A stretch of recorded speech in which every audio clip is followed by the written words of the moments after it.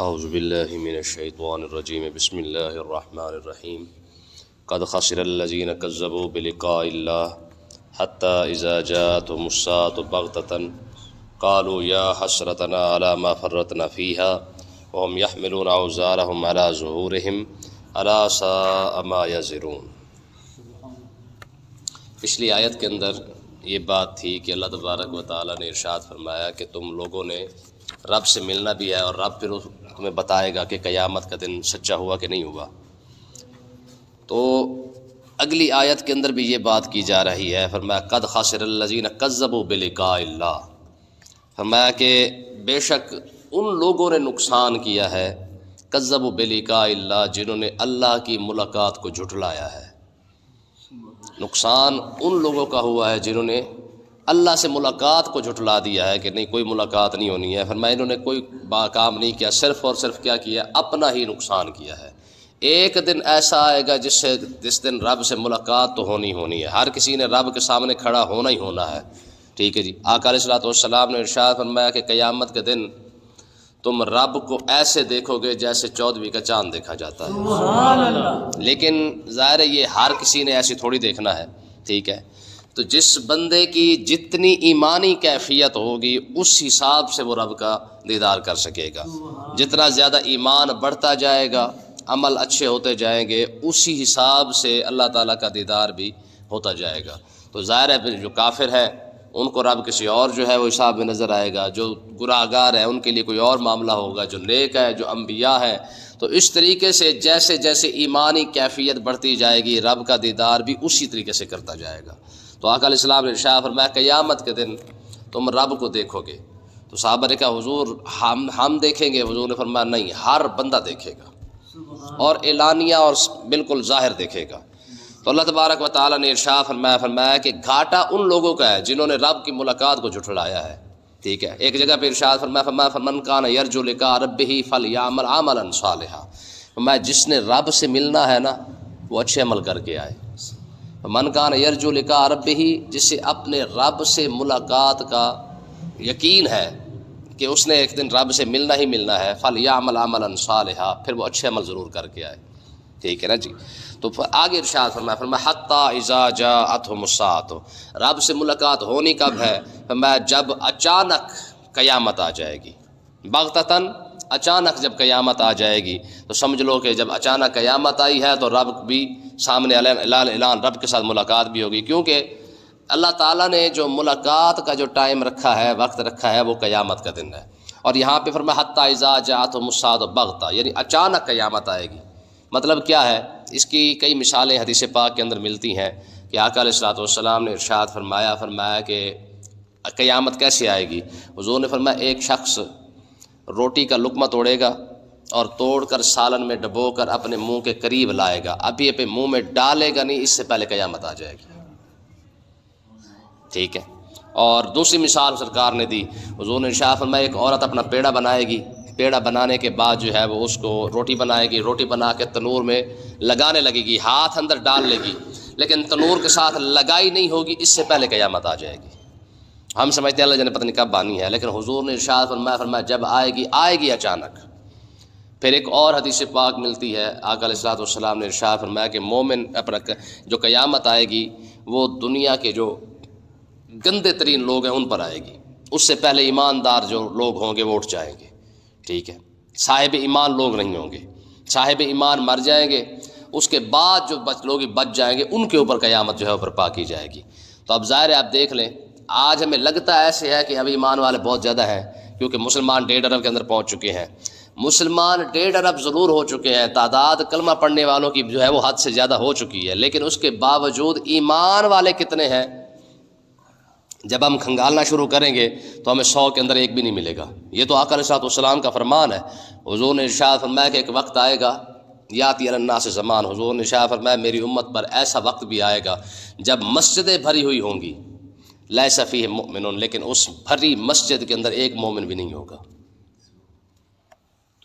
آپ اندازہ کریں، یعنی مسجدیں فل ہو جائیں گی لیکن ان کے اندر ایک بندہ بھی مومن نہیں ہوگا. یعنی لوگ سجدہ بھی کر رہے ہوں گے، نمازیں پڑھ رہے ہوں گے، سب کچھ کر رہے ہوں گے، لیکن اس کے باوجود نمازیں پڑھنے والوں کے اندر بھی سرکار نے فرمایا مومن کوئی نہیں رہ گا. جب نماز پڑھنے والوں کے اندر مومن کوئی نہیں رہے گا تو پھر بازار تو پھر ویسے بازار ہے، باہر تو پھر ویسے ہی باہر ہے. ٹھیک ہے، تو حضور نے ارشاد فرمایا ایسا وقت لوگوں پر آ جائے گا کہ ان کے اندر نمازیں پڑھنے والے بھی ہوں گے، روزے رکھیں گے، حج کریں گے، زکاتیں دیں گے، سارا کچھ کریں گے، لیس فیہ مؤمن، لیکن ان کے اندر مومن کوئی نہیں ہوگا. تو آج ہم اپنے عمل دیکھ لیں تو ہمیں پتہ جائے گا کہ ہم کتنے صاحب ایمان لوگ ہیں. ٹھیک ہے جی. آگے دیکھیں جی، قیامت کے دن جب کافروں نے رب کو دیکھنا ہے تو وہ کیا کہیں گے قالوا یا حسرتنا علی ما فرطنا فیہا. تو وہ کہیں گے ہائے افسوس کہ ہم نے اس دن کو ماننے میں کوتاہی کیوں کی ہے. آکاش کہ ہم یہ پہلے مان لیتے اس دن کو. دیکھیں نا، آج ہم بار بار جب یہ بتاتے ہیں کہ میاں اپنے عمل کر لو، سیدھی سی بات ہے، قبر بھی اپنی ہے اور قیامت کے دن حساب بھی اپنا ہی دینا ہے. تو آج اس بات پر توجہ نہیں کی جاتی ہے. اور کافر تو ویسے کافر ہے، وہ تو ویسے نہیں مانتا سارا کچھ. فرمایا جب سب کچھ دیکھ لے گا، دیکھنے کے بعد جو افسوس کرے گا کہ یا حسرتنا علی ما فرطنا فیہا، کہ یا کاش کہ میں اس دن کو مان لیتا اور اپنی کوتاہی نہ کرتا، تو اس دن پچھتانے کا پھر فائدہ کیا ہوگا؟ جب وقت گزر جاتا ہے، گزرنے کے بعد جو بندہ پچھتا ہے، وقت گزرنے کے بعد پچھتانے کا فائدہ کوئی نہیں ہوتا. ٹھیک ہے، تو ہوگا کیا قیامت کے دن؟ فرمایا وَهُمْ يَحْمِلُونَ أَوْزَارَهُمْ عَلَىٰ ظُهُورِهِمْ. فرمایا جو کافر لوگ ہیں قیامت کے دن جب وہ قبر سے اٹھیں گے تو ان کی کیفیت کیا ہوگی؟ فرمایا وَهُمْ يَحْمِلُونَ أَوْزَارَهُمْ عَلَىٰ ظُهُورِهِمْ. فرمایا کہ اس وقت قبر سے اٹھتے ہی وہ اپنی کنڈ پر، اپنی پشت پر جو ہے وہ اپنے گناہوں کا بوجھ اٹھا کے لائیں گے. گناہوں کا بوجھ کیسے اٹھایا جاتا ہے؟ پہلے اس مسئلے کو سمجھیں. کہ حدیث پاک کے اندر آتا ہے کہ قیامت کے دن جب بندہ قبر سے اٹھے گا نا، یا کافر قبر سے اٹھیں گے، تو میں اس وقت ایک بدصورت شخص جو ہے وہ ان کے سامنے کھڑا ہوگا. یہ قبر سے اٹھیں گے، اچانک ایک شخص جو ہے وہ ان کے سامنے کھڑا ہوگا، اور حالت کیا ہوگی؟ میں بالکل بدصورت ہوگا اور بو بھی ساتھ آ رہی ہوگی. اور وہ اس قبر والے سے کہے گا، کافر سے کہے گا اب بتا تو مجھے جانتا ہے. تو ظاہر ہے قبر سے، ایک تو قبر سے اٹھنا ایک ان کے لیے مصیبت تھا، تو پھر وہ جب قبر سے اٹھتے ہی آگے سے ایک نظریہ ایسی آ جائے جو بالکل ہی بدصورت ہو. بندہ دیکھے نا جی، بندہ اٹھے اور اچانک ایسی کوئی عجیب چیز نظر آ جائے تو بندے کا کیا بنتا ہے؟ ٹھیک ہے، فرمایا جیسے یہ قبر سے باہر نکلیں گے تو اچانک بدصورت اور بدبودار جو ہے وہ شخص ان کے سامنے کھڑا ہوگا، اور وہ قبر والے سے کہے گا کہ تو مجھے جانتا ہے. تو یہ آگے سے کہے گا نہیں. تو وہ آگے سے کہے گا کہ میں تیرا وہ کردار ہوں جو تو دنیا کے اندر کرتا رہا ہے، میں تیرے وہ عمل ہوں، وہ کام ہوں تیرے جو تو دنیا کے اندر کرتا رہا ہے.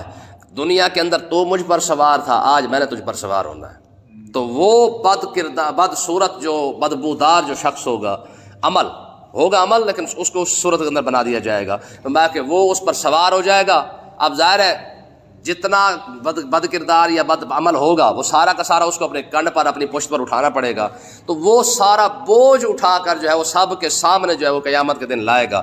تو وہ اسے بدصورت اور بدبودار جو عمل ہوگا اس کا، وہ اسے کہے گا کہ میں نے تجھ پر سوار ہو کے ہی جانا ہے تاکہ ساری بزم معاشر دیکھ لے کہ تو دنیا کے اندر کیا کیا کرتا رہا ہے. تو یہ بات صرف کافروں کے لیے نہیں ہے، یہ اہل ایمان کے لیے بھی ہے کہ کم سے کم عمل اپنا ایسا کر لیں کہ یہ نہ ہو کہ قیامت کے دن جو ہم کر کے جا رہے ہیں وہ تو قیامت کے دن اٹھانا ہی پڑ جائے گا. یہ تو حدیث قرآن پاک کی آیت ہے نا، لا یکلف اللہ نفسا الا وسعہا. اور دوسری بات یہ کہ مطلب ہے کہ قیامت کے دن کوئی کسی کا بوجھ ایسا تو نہیں ہو سکتا نا کہ ایک ماں جو ہے وہ اپنے بیٹے کا اٹھا لے، یا باپ جو ہے اپنے بیٹے کا اٹھا لے، یا اولاد اپنے ماں باپ کا. سوال ہی پیدا نہیں ہوتا. قیامت کے دن تو پھر ہر کسی کو اپنا اپنا بوجھ اٹھانا پڑے گا. تو یہ جو بار بار بوجھ کی بات کی جاتی ہے قرآن کے اندر کہ تمہیں اپنا بوجھ اٹھانا پڑے گا، اپنا اپنا بوجھ اٹھا کے لاؤ گے، تو بوجھ اس صورت کے اندر ہوگا. ٹھیک ہے، تو اللہ تعالیٰ اس عمل کو جو ہے وہ کیا کرے گا؟ صورت بنا کے پیش کر دے گا. تو اچھے عمل والے جو ہے وہ ایسے ہی ہوں گے. ایسی حدیث پاک کے اندر آتا ہے، فرمایا کہ جب بندہ قبر کے اندر جاتا ہے تو اس کا جو اچھا عمل ہے وہ اس کو اچھی صورت کے اندر اس کو دکھایا جاتا ہے. سبحان. جب انسان قبر میں چلا جاتا ہے نا، تو اگر جو اس کے اچھے جو اعمال ہیں، فرمایا کہ وہ ایک شکل کی صورت کے اندر جو ہے وہ انسان کے سامنے آتا ہے. اسے کہتا ہے تو مجھے جانتا ہے؟ وہ کہتا ہے نہیں. کہتا ہے یار تیری بڑی نورانی صورت ہے. وہ اسے کہتا ہے میں کوئی اور نہیں ہوں، میں تیرا وہی عمل ہوں جو دنیا کے اندر تو کر کے آیا ہے. سبحان اللہ. ٹھیک ہے نا جی. تو اللہ تبارک و تعالیٰ نے ارشاد فرمایا قیامت کے دن یہ کیا کریں گے؟ یہ اپنا بوجھ جو ہے وہ اپنی پشت پر اٹھا کے لائیں گے. الا ساء ما یزرون. پھر آگے اللہ تعالیٰ نے یہ بھی ارشاد فرمایا کتنا برا بوجھ ہے یہ اٹھا کے لائیں گے. یہ کوئی اچھا تو نہیں ہے نا، کتنا برا بوجھ ہے یہ۔ آگے دیکھیں جی، اللہ تبارک و تعالیٰ نے ایک مثال کے ساتھ یہ بات سمجھائی ہے کہ دنیا کی حیثیت کیا ہے اور آخرت کی حیثیت کیا ہے۔ ایک مثال دی ہے، فرمایا وَمَا الْحَيَاةُ الدُّنْيَا إِلَّا لَعِبٌ وَلَهْوٌ، فرمایا کہ دنیا کی جو زندگی ہے نا وہ کھیل کود کے سوا کچھ نہیں ہے۔ یہ رب نے کھیل کود کے بارے میں دنیا کی زندگی کیوں کہا ہے؟ آپ دیکھیں کھیل کا زیادہ سے زیادہ ٹائم کتنا ہوتا ہے؟ اگر کوئی بندہ کھیلنے سے شروع کر ہی دے تو کتنا ٹائم ہوگا اس کے پاس کھیلنے کا؟ زیادہ سے زیادہ گھنٹہ 2 گھنٹے۔ واحد ایک منحوس کرکٹ ہی ہے جس کے اوپر پورا پورا دن لگ جاتا ہے، وگرنہ اس کے علاوہ تو جتنی گیمیں آپ دیکھیں گے، کھیل دیکھیں گے، وہ زیادہ سے زیادہ 2 گھنٹے 3 گھنٹے 4 گھنٹے، اس سے زیادہ تو نہیں ہوتا ہے۔ تو فرمایا جس طرح کھیل کا ٹائم زیادہ نہیں ہوتا، فرمایا دنیا کی زندگی بھی ایسے ہی سمجھ لو، اتنی ہی ہے جتنی دیر تم کھیل کود کر لیتے ہو۔ ٹھیک ہے نا جی؟ واحد یہ کرکٹ ہے جس کے اوپر سارا دن برباد ہو جاتا ہے۔ آپ جانتے ہیں یورپ کنٹری جتنی بھی ہے نا، عرب یہ جو ممالک ہیں، اس کے اندر کسی کی کرکٹ کی جو ہے وہ ٹیم نہیں ہے، نہ اسرائیل کی ہے نہ امریکہ کی ہے، واحد ایک برطانیہ ہے جس کی ٹیم ہے، اس کے علاوہ کسی کی نہیں ہے۔ اور ہٹلر نے کرکٹ کی ساری ٹیم ہی مار دی تھی، ساری ٹیم مار دی تھی۔ اسے بتایا گیا ہٹلر کو کہ یہ بڑی اچھی گیم ہے، اس نے کہا چلو پھر مجھے کھیل کے دکھاؤ۔ 5 دن کھیلتے رہے، 5 دن۔ ٹھیک ہے جی، واللہ جانے پتہ نہیں ون ڈے ہوتا ہے، ٹیسٹ میچ کا کون سا ہوتا ہے، ٹھیک ہے جی، وہ جس کے اندر سارے آؤٹ ہوتے ہیں، پھر اس کے بعد سارے آؤٹ ہوتے ہیں، پھر جا کے گیم ختم ہوتی ہے، تو وہ 5 دن ہی لگے رہے۔ اچھا 5 دن کے بعد نا اس کے ساتھ سامنے آ کے، ہٹلر کے سامنے آ کے انہوں نے کہا جی میچ جو ہے نا وہ ڈرا ہو چکا ہے۔ اس نے کہا ڈرا شرا کیا ہوتا ہے؟ اس نے کہا جی میچ بغیر فیصلے کے ختم ہوا ہے، ہارا بھی کوئی نہیں اور جیتا بھی کوئی نہیں۔ اس نے کہا یہ چنگی گیم ہے، 5 دن ہمارے برباد کر دی ہیں اور ہارا بھی کوئی نہیں ہے، جیتا بھی کوئی نہیں۔ اس نے کہا ستری ٹیم کھڑی ساری پھڑکا دو، اس نے ساری مار دی تھی۔ ہاں جی، اس نے ساری ٹیم ہی مار، اس نے کہا تم نے 5 دن پوری قوم کے برباد کر دیے اور فیصلہ بھی کوئی نہیں ہوا، ہارا بھی کوئی نہیں ہے، جیتا بھی کوئی نہیں ہے، تو ہم نے تمہاری گیم کا کرنا کیا ہے؟ یاد رکھیں اولمپک جو ہے نا یہ کھیلوں کی دنیا کا بہت بڑا جو ہے پروگرام ہے، ٹھیک ہے جی، یعنی جتنے بھی ہے نا یہ ساری کھیلیں اسی کے اندر کھیلی جاتی ہیں۔ اولمپک والے کرکٹ کو کرکٹ گیم ہی نہیں سمجھتے، وہ کہتے ہیں یہ فضول ہے، جس پر ہمارے ملکوں کے ملک برباد ہو رہے ہیں، اولمپک والے اس کو گیم ہی نہیں سمجھتے۔ ٹھیک ہے، تو بہرحال اللہ تعالیٰ نے ارشاد فرمایا وَمَا الْحَيَاةُ الدُّنْيَا إِلَّا لَعِبٌ وَلَهْوٌ، فرمایا دنیا کی زندگی کتنی ہے؟ جتنا بندہ کھیل کود کر لیتا ہے، ٹھیک ہے، ہاں اس سے زیادہ نہیں ہے۔ اب دیکھیں اس کی ایک اور مثال دیکھیں، ہمارے پاس جو یعنی یوں سمجھ لیں کہ ہے جو ہم مرد حضرات ہیں، ہمارے پاس کھیل کی زندگی کتنی ہے؟ 15 سے لے کر 25 سال تک، ایسی ہی ہے۔ پہلا زندگی کا حصہ جو ہے وہ بچپنے کے اندر گزر گیا، جب تھوڑے سے سیانے ہونے لگے تو تھوڑے سے جوانی جو آئی وہ بھی کتنی آئی؟ 15 سے لے کر 25 سال تک، یہ چلو 30 سال چلو اور تو کم آ رہے، 30 سال کا لگا لے۔ 30 سال سے پہلے تو شادی ہو جاتی، شادی کے بعد جب بچے ہو گئے تو کھیل کود سارا کھاتا ختم ہو گیا، ٹھیک ہے۔ اور جو لڑکیاں ہیں، عورتیں ہیں، ان کی زندگی کتنی ہے؟ 12 سال تک جو ہے اگر سیانی ہو بھی جائے، سمجھدار ہو بھی جائے تو زیادہ سے زیادہ 7-8 سال، 20 سال کے بعد ان کی بھی شادی ہو گئی۔ تو کھیلنے کا ٹائم ملا ہی کتنا ہے، چاہے مرد ہو چاہے عورت ہو، اس کے بعد تو پھر آگے بوجھ ہی بوجھ ہے، ٹھیک ہے۔ اور اسی کے اندر بندہ آکڑ جائے کہ نہیں جی ہمارے تو مطلب ہے کہ بلے بلے بزے بزے ہیں۔ آپ جانتے ہیں پرسوں رات جب فلسطین پر سب سے زیادہ بمباری کی گئی ہے نا، اس رات کراچی کی یونیورسٹی کے اندر لڑکیوں نے ننگا ناچ ڈانس کیا ہے، کراچی یونیورسٹی کی، یہ پرسوں رات کی بات ہے، ٹھیک ہے نا، ننگے ناچی ہیں۔ ہاں جی، انہوں نے اپنے ان کو پتہ ہی کوئی نہیں کہ فلسطین کیا ہے، ان کو پتہ ہی کوئی نہیں بیت المقدس کیا ہے، یہ آپ کے پاکستان پاک سرزمین شاد آباد کی بات ہے، کراچی کے اندر۔ تو بہرحال اللہ تعالیٰ نے ارشاد فرمایا وَمَا الْحَيَاةُ الدُّنْيَا إِلَّا لَعِبٌ وَلَهْوٌ، بھائی دنیا کی زندگی صرف کھیل کے علاوہ کچھ بھی نہیں ہے، یعنی اس کو اتنا ہی سمجھو جتنی دیر تم کھیل لیتے ہو۔ ہاں آخرت کی زندگی کیسی ہے ذرا اس کے دیکھیں، فرمایا وَلَلدَّارُ الْآخِرَةُ خَيْرٌ لِلَّذِينَ يَتَّقُونَ، فرمایا کہ آخرت کی جو زندگی ہے فرمایا وہ سب سے بہتر ہے، لیکن ہے اس کے لیے یتقون جو رب سے ڈرتے ہیں۔ یار دیکھیں دنیا کی زندگی اور آخرت کی زندگی میں فرق کتنا بڑا ہے۔ دنیا کی زندگی میں آپ کیا ہے، جیسے سمجھدار ہوئے پریشانیاں ساتھ شروع، ٹھیک ہے جی، ساتھ شادی ہوئی پریشانی اور بڑھ گئی، بچے ہوئے پریشانی اور بڑھ گئی، اچھا بڑھاپا آیا تو پھر بچے جوان ہو گئے، پھر پریشانی پھر بڑھ گئی۔ اور آخرت کی زندگی کیا ہے؟ آقا علیہ الصلوۃ والسلام نے ارشاد فرمایا جب تم جنت کے اندر چلے جاؤ گے تو آخرت کی زندگی ہوگی کیسی؟ فرمایا جو تمہاری عمر ہے نا 33 سال، حدیث پاک کے اندر غالباً آتا ہے کہ 33 سال سب کی عمر ہوگی، جتنے جنتی جوان ہوں گے نا، یعنی جنتی مرد عورتیں ہوں گے، ان کی جو ٹوٹل عمر ہوگی وہ 33 سال ہوگی، یعنی یہ جو بالکل سیانے پن کی عمر ہے، ٹھیک ہے جی۔ تو فرمایا تمہاری جو عمر اللہ تبارک و تعالیٰ نے تمہیں جو عطا جنت کے اندر عطا فرمائی ہے، نہ اس کے اندر کمی ہونی ہے نہ اس کے اندر زیادتی ہونی ہے، یعنی ہمیشہ سدا بہار ہی تم نے جوان ہی رہنا ہے۔ سب سے بڑا مسئلہ موت کا تھا، وہ بھی ختم ہو جائے گی۔ پھر اس کے بعد تم نے جو کھانا ہے وہ تمہارے سامنے آ جائے گا، جو پینا ہے وہ تمہارے سامنے آ جائے گا۔ عیش اور عشرت کی ساری خوبیاں جو کچھ ہے وہ اللہ تعالیٰ نے سارا کا سارا جو ہے وہ جنت کے اندر رکھ دیا ہے۔ وہاں پہ کوئی بیماری نہیں ہے، حتیٰ کہ یار آپ حیران ہوں گے جنت کے اندر پیشاب والا مسئلہ بھی نہیں ہے۔ یہاں تو سسٹم ہے نا کہ ہم نے کھانا ہے اور پیشاب بھی کرنا ہے، جنت کے اندر یہ چیز نہیں ہے، پیشاب والا سسٹم بھی نہیں ہے۔ ہوگا کیا، جیسے بندہ کھائے گا رج جائے گا، رجنے کے بعد اسے ڈکار آئے گا، سارا کچھ ختم، چل پہ، اور ڈکار کے اندر بھی خوشبو ہی ہوگی۔ تو پھر اللہ تبارک و تعالیٰ فرمایا دیکھ لو اب یہ دو زندگیاں ہیں، ایک دنیا کی زندگی ہے، اس کی حالت یہ ہے، ٹھیک ہے جی، پیدائش ہی رونے سے شروع ہوئی ہے اور اینڈ بھی رونے پہ ہی ہو رہا ہے، یعنی بندہ پیدا ہوا تو خود روتا آ رہا ہے، مر جاتا تو دوسرے رو رہے ہوتے ہیں، ٹھیک ہے۔ میں اس کی زندگی کی ابتدا بھی رونے سے اور انتہا بھی رونے پہ ہی ختم ہو رہی ہے۔ وہ زندگی ایسی ہے جس کے اندر خوشی ہی خوشی ہے، نہ جوانی ڈھلے گی، نہ بڑھاپا آئے گا، نہ بیماریاں ہوں گی، نہ جناب والا کوئی اور مسئلہ ہوگا، حتیٰ کہ سب سے بڑا مسئلہ موت کا تھا، فرمایا وہ بھی ختم ہو جائے گی، ہمیشہ ہمیشہ سدا بہار جناب والا جوانی ہی جوانی، ٹھیک ہے جی۔ پھر آپ دیکھیں یہاں تو ٹپے ٹپے اور مرلے پہ مر رہا ہے، وہاں تو جو سب سے آخری چھوٹے لیول کا جو جنتی ہوگا اس کا جو انعام ہے وہ دنیا سے زیادہ ہوگا، یعنی جو چھوٹے لیول کا جنتی ہے اس کا انعام اتنا بڑا ہوگا، تو پھر جو بڑے لیول کے جنتی ہوں گے خدا جانے اس کے لیے رب نے کیا ان کے لیے کیا تیار کر رکھا ہے۔ تو اللہ تبارک و تعالیٰ نے دیکھیں آخری الفاظ دیکھیں اس آیت کے، فرمایا افلا تعقلون، میں تانوں عقل کوئی نہیں، تو سوچ دے نہیں اس گل نو کہ دنیا کی زندگی کیا ہے اور آخرت کی زندگی کیا ہے۔ بہتر تو یہی تھا کہ جو بہتر تھا پھر اس کے لیے کوششیں کر لیتے، جو بہتر تھا اس کے لیے پھر کوششیں کر لیتے۔ پھر میں تمہیں اتنی عقل بھی کوئی نہیں ہے، تمہارے سامنے ہم نے دونوں زندگیاں رکھ دی ہیں کہ یہ دنیا کی زندگی ہے، یہ آخرت کی زندگی ہے، ہم نے دونوں زندگیاں تمہارے سامنے رکھ دی ہیں، اختیار تمہیں دے دیا ہے، جیسی مرضی چن لو۔ میں بجائے تم اس زندگی کو چننے کے تم اس گھٹیا زندگی پر لگے ہوئے ہو جس کو دھوکہ کہا گیا، مل حیات الدنیا الا متاع الغرور، میں یہ جس کو دھوکہ کہا جا رہا ہے، یعنی یہ دھوکہ ہی تو ہے کہ جوانی تھی، ہم ساری زندگی اسی دھوکے کے اندر رہ کے ایسے بوڑھے ہونا ہی کوئی نہیں۔ یہ 15 سال کے بعد جب شیشہ دیکھو تو والے چٹے ہو چکے تھے، دھوکہ تو ہو گیا۔ چلو بڑھاپے پہ آ کے ہم نے کہا چودھری بن کے بڑے ہو کے گھر بیٹھیں گے، جب بڑے ہو کے گھر بیٹھنے کی بات یہ تو اولاد نے کہا، انہوں نے کہا جب جی باہر نکلو، دھوکہ تو ہو گیا۔ پھر کہا چلو ہم مریں گے نہیں، ٹیٹو ٹوٹو کے رہتے، ہماری تو خوراک بھی اچھی ہے، پیسہ بھی واپس آ رہا ہے، اچانک یہ پتہ لگے گا ابا جی جناب ہسپتال کے اندر آخری سانسیں لے رہے ہیں، دھوکہ تو پھر بھی ہو گیا۔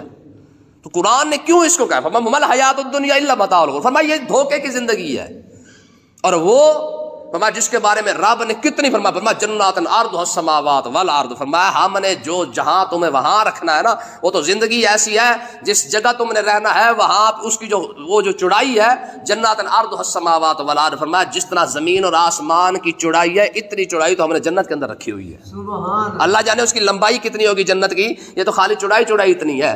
پھر اس کے بعد وہاں تمہیں پریشانی نہ ہو، وہاں تمہیں مسئلہ وہاں نہ ہو، وہاں پہ کوئی جناب والا کوئی بات کرنے والا کوئی نہ ہو، سب سے بڑی بات یہ کہ وہاں پہ کوئی کسی کو اونچا نیچے سمجھنے والا بھی نہیں ہو۔ حدیث پاک کے اندر آتا ہے، فرمایا کہ ایک میدان ہے، ایک جنت کے اندر ایک میدان لگے گا، ٹھیک ہے، وہاں پہ جنتی صرف اللہ تعالیٰ کی زیارت کرنے کے لیے آیا کریں گے۔ اچھا وہاں پہ ہوگا کیسے، فرمایا کچھ لوگ کرسیوں پر بیٹھے ہوں گے، کچھ لوگ ٹیلوں پر بیٹھے ہوں گے، زمین پر بیٹھے ہوں گے۔ فرمایا حدیث پاک کے لفظ ہے، فرمایا کہ کرسیوں والے نیچے بیٹھنے والوں کو نیچا نہیں سمجھیں گے، اور جو نیچے بیٹھے ہوں گے وہ کرسی والوں کو اونچا نہیں سمجھیں گے، یا وہ بڑے لوگ کرسی پہ بیٹھے ہیں جیسے چھوٹے لوگ ایسے تھلے بیٹھے ہیں، میں یہ بات نہیں ہوگی۔ میں کہ جو جہاں بیٹھا ہے وہ اسی جگہ پہ بیٹھا رہے گا، لیکن اس کے دل میں یہ خیال نہیں آئے گا یہ تھلے بیٹھا ہوا ہے یا نیچے بیٹھا ہوا ہے یہ جناب اللہ سے کمتر ہے، فرمایا نہ، ایسا خیال بھی دل کے اندر نہیں آنے دے گا، ٹھیک ہے نا جی۔ ہم نے دونوں زندگیاں تمہارے سامنے رکھی ہیں، دنیا کی زندگی یہ ہے اور آخرت کی زندگی وہ ہے۔ اب تمہارے پاس اختیار ہے، تم چاہو تو جناب والا یہاں پہ سارا ٹیل کا زور لگا لو، ٹھیک ہے جی۔ دیکھیں اس سے بڑا فراڈ انسان کے ساتھ کوئی ہو سکتا ہے، بندہ ساری زندگی اسی چکر میں ہوتا ہے کہ اچھی کوٹھی بنا لوں، اچھا جب بنانے میں کامیاب ہو بھی جائے تو شیشہ دیکھنے کے بعد یہ پتہ چلتا ہے کہ جناب بنانے والا مرنے پہ آ چکا ہے، ٹھیک ہے، اس سے بڑے کوئی دھوکہ ہوگا؟ تو پھر فرمایا افلا تعقلون، فرمایا تمہیں عقل کوئی نہیں ہے، تم اتنی بات کو بھی نہیں سمجھ سکتے، ہم نے دونوں زندگیاں تمہارے سامنے رکھی ہیں۔ اللہ تعالیٰ سمجھنے کی توفیق عطا فرمائے۔